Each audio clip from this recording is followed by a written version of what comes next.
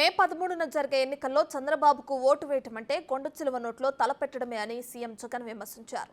చంద్రబాబు మేనిఫెస్టోలో చెప్పిన అంశాలు అమలు కావాలంటే లక్షల కోట్లు కావాలన్నారు. అధికారంలోకి రావడానికి మాత్రమే ఇలాంటి హామీలు ఇచ్చారని ఆయన మండిపడ్డారు. 14 ఏళ్ళు ముఖ్యమంత్రి అంటాడు, 3 సార్లు ముఖ్యమంత్రిగా చేశానంటాడు.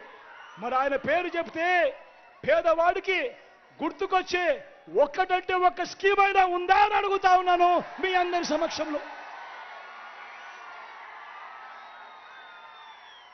మరి ఇలాంటి వాడు 14 ఏళ్ళు ముఖ్యమంత్రిగా ఉన్నప్పుడు ఏ రోజు పేదవాడిని గురించి పట్టించుకున్న పుణ్యాన ఏ రోజు పోని ఈ వ్యక్తి ఈ రోజు మోసం చేసేందుకు రకరకాల డ్రామాలు ఆడుతూ ఉన్నాడు, రకరకాల అబద్ధాలు చెప్తా ఉన్నాడు.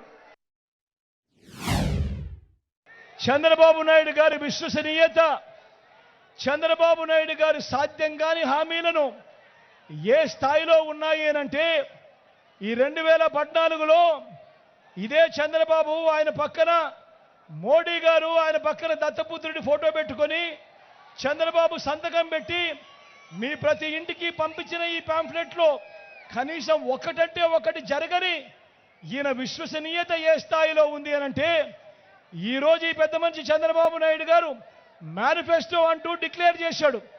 డిక్లేర్ చేస్తే ఏమైందో తెలుసా?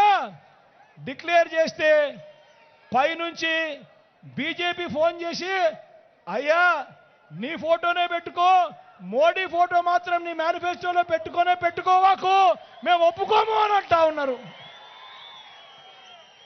అంటే ఈయన సాధ్యం కాని హామీలు అది మోసమే అని ఏ స్థాయికి రుజువు అవుతా ఉంది అనంటే చివరికి ఈ మాదిరిగా ముగ్గురు కూటమిలో ఉండి ముగ్గురు ఫోటోలు కూడా పెట్టుకునే పరిస్థితిలో చంద్రబాబు నాయుడు లేడు అనంటే ఒక్కసారి గమనించండి ఆయన ప్రజలను ఏ స్థాయిలో మోసం చేయడానికి కోసం బరి తెగించాడో ఒక్కసారి గమనించమని కోరుతూ,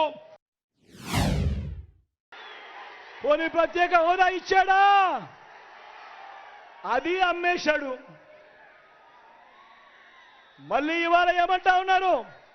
మళ్ళీ ఇదే ముగ్గురు, మళ్ళీ ఇదే కూటమి, మళ్ళీ కొత్త మేనిఫెస్టో అంటూ మళ్ళీ డ్రామాలు, మళ్ళీ హిస్టరీ రిపీట్స్.